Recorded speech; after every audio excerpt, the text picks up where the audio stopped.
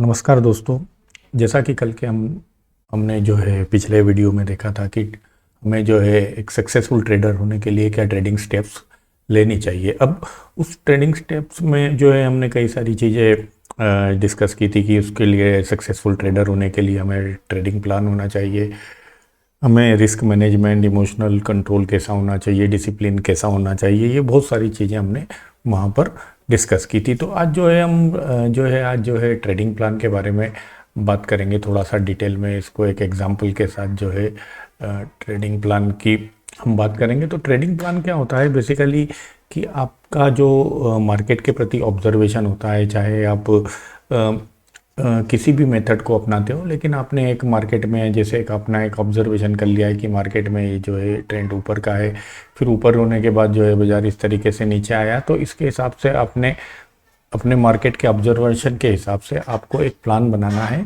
और उस प्लान में आपको प्राइस एक्शन का इस्तेमाल करना है, सपोर्ट रेजिस्टेंस, सप्लाई डिमांड, या जो है कैंडल स्टिक पैटर्न या प्राइस पैटर्न, किसी भी तरीके का कोई पैटर्न इस्तेमाल करते हुए जो है आप अपने आप को ट्रेड करने के लिए तैयार करते हैं और एक वेल डिफाइंड फॉर्मेट में आप एक प्लानिंग करते हैं। तो वो एक तरह का आपका ट्रेडिंग प्लान होता है। तो ट्रेडिंग प्लान जो बनाते हैं हम, तो उसमें क्या है कि कई सारी चीज़ें हो जाती है कि आप मूविंग एवरेज इस्तेमाल कर सकते हैं, नीचे आरएसआई या स्टोकेस्टिक लगा सकते हैं। यदि आप इंडिकेटर बेस नहीं करना चाहते हैं तो आप बिना इंडिकेटर के भी इस चीज़ का उपयोग जो है प्राइस एक्शन, सपोर्ट रेजिस्टेंस या सप्लाई डिमांड मोमेंटम ट्रेडिंग के द्वारा भी आप जो है ट्रेडिंग प्लान बना के अपना ट्रेड ले सकते हैं। तो ट्रेडिंग प्लान के लिए जो है हम आपको जो है मैं आपको एक एग्जांपल बताता हूँ कि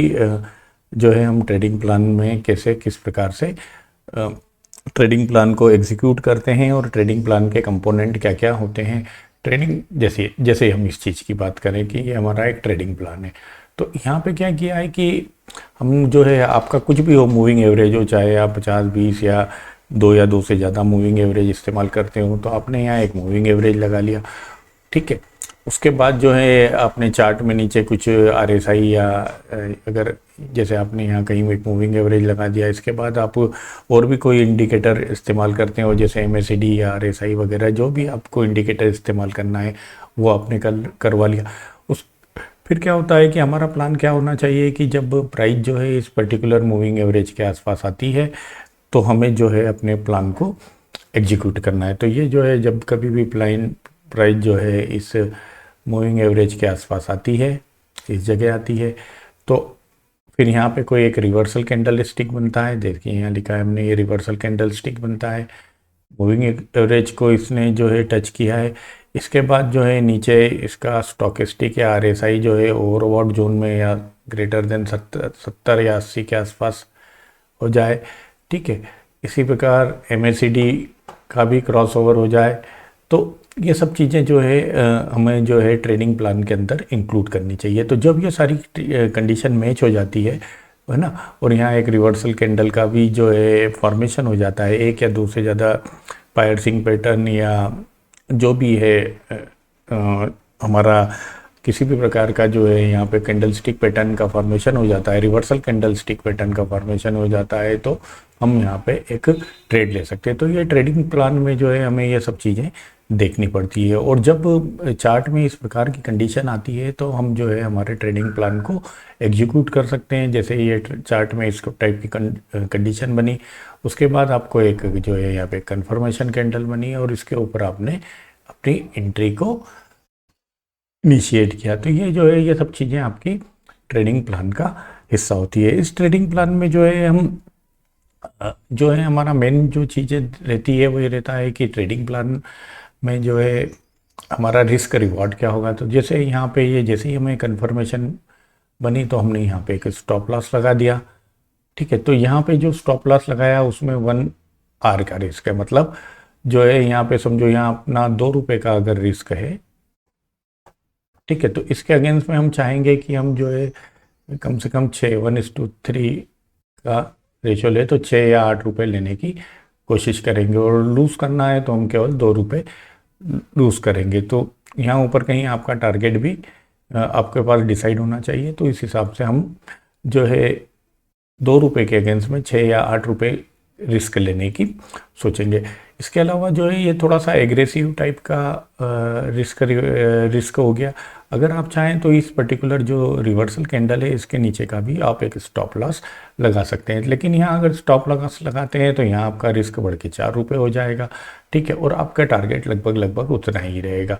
तो आपको ये अपने नेचर के हिसाब से डिसाइड करना है कि आप जो है आपको यहाँ पे एग्रेसिव स्टॉप लॉस लगाना है या पर्टिकुलर इस रिवर्सल के नीचे स्टॉप लगाना है। तो बेसिकली यहाँ हमको ये सब चीज़ें बताने का केवल मेरा उद्देश्य यही है कि आपका ट्रेडिंग प्लान को जो है आप जब भी बनाएं तो आपको ये सब चीज़ें क्लियर होनी चाहिए। मतलब ये सारा कुछ जो है आपके पास एक सिस्टम रेडी होना चाहिए जिसके अकॉर्डिंग जो है आप अपना ट्रेडिंग प्लान बना पाए।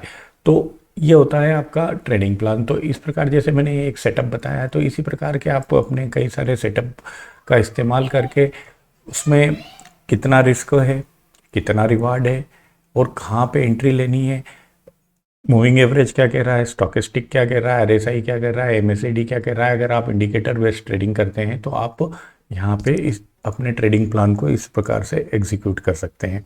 इसके अलावा जो है यदि आप जो है इंडिकेटर बेस्ड यूज़ नहीं करते हैं, है ना, तो ये जो अभी मैंने आपको एक एग्जांपल बताया था इंडिकेटर वाला, अब बताता हूँ विदाउट इंडिकेटर। तो विदाउट इंडिकेटर में जो है हम क्या करेंगे कि हमारे पास जो है या तो हम सपोर्ट रेजिस्टेंस का इस्तेमाल करेंगे या प्राइस एक्शन का इस्तेमाल करेंगे या मोमेंटम ट्रेडिंग या किसी भी प्रकार का जो है हमारा जो सेटअप रहेगा या ट्रेडिंग प्लान रहेगा उसके अकॉर्डिंग हम देखिए। ये अब जो है मैंने यहाँ पे सपोर्ट रेजिस्टेंस या सप्लाई डिमांड के हिसाब से ये हमने जो है चार्ट पे इंडिकेटर लगा लिए। तो हमारा क्या है ट्रेडिंग प्लान ये होना चाहिए कि जैसे ही बाजार जो है हमको ट्रेडिंग प्लान में पता चला कि बाजार जो है डाउन ट्रेंड में, डाउन ट्रेंड के बाद जो है हमने जो है यहाँ एक रेजिस्टेंस मार्क कर लिया। इस रेजिस्टेंस मार्क करने के बाद जैसे ही जो बाजार जो है इस पर्टिकुलर रेजिस्टेंस को टच करता है, यहाँ पे आके इस पर्टिकुलर रेजिस्टेंस को ऊपर जाके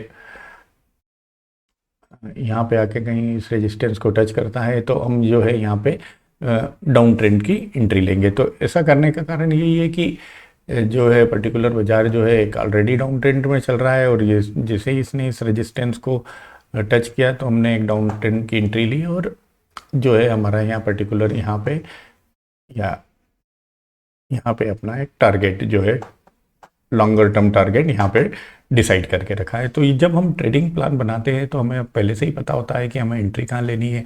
और देखिए यहाँ पे लॉन्गर टर्म सपोर्ट है तो हमने यहाँ पे ऑलरेडी उसको ड्रा कर रखा है। तो इस जगह अगर हम एंट्री लेते हैं तो देखिए ये धीरे धीरे करते हुए बाजार यहाँ इस पर्टिकुलर सपोर्ट तक आ चुका है। तो ट्रेडिंग प्लान का जो है इस केस में अगर हम रिस्क रिवार्ड देखें तो हम यहाँ कहीं एंट्री लेते हैं, इस जगह कहीं हमारा एंट्री होता है। यहाँ पे एक बार इसको क्लियर कर देते हैं। देखिए यहाँ कहीं हमारा इस जगह कहीं हमारा एंट्री होता, यहाँ पे हमारा स्टॉप लॉस होता और इनिश फर्स्ट जो है अपना टारगेट यहाँ होता, सेकंड टारगेट यहाँ होता। तो देखिए यहाँ पे कितना छोटा सा लॉस है ये देखिए, और यहाँ कितना बड़ा टारगेट है, टारगेट 1 और ये T2। तो इस हिसाब से जो है जब भी हम ट्रेडिंग प्लान बनाएं तो ये सब चीज़ें हमारे ध्यान में रहनी चाहिए कि हम यहाँ एंट्री ले रहे हैं तो हमारा लॉस कितना होगा और हमारा जो है एक्सपेक्टेड टारगेट कितना होगा। तो ये सब चीज़ें जो है ट्रेडिंग प्लान में ही आती है।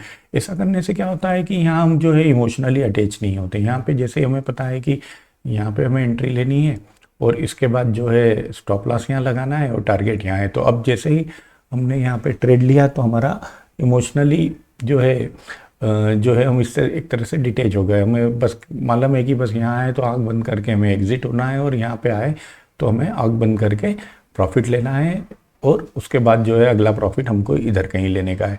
तो ट्रेडिंग प्लान जो है हमें जो है एक तो इमोशनल को जो है हमारी इमोशन को कम कर देता है, हमें इमोशनल डिसीजन लेने से बचाता है और एक जो है सिस्टमेटिक डिसिप्लिन के साथ जो है ट्रेड लेने में मदद करता है। तो हमारे ट्रेडिंग प्लान में मेन, जैसा कि अभी हमने डिस्कस किया है कि मेन कंपोनेंट क्या क्या हो सकते हैं।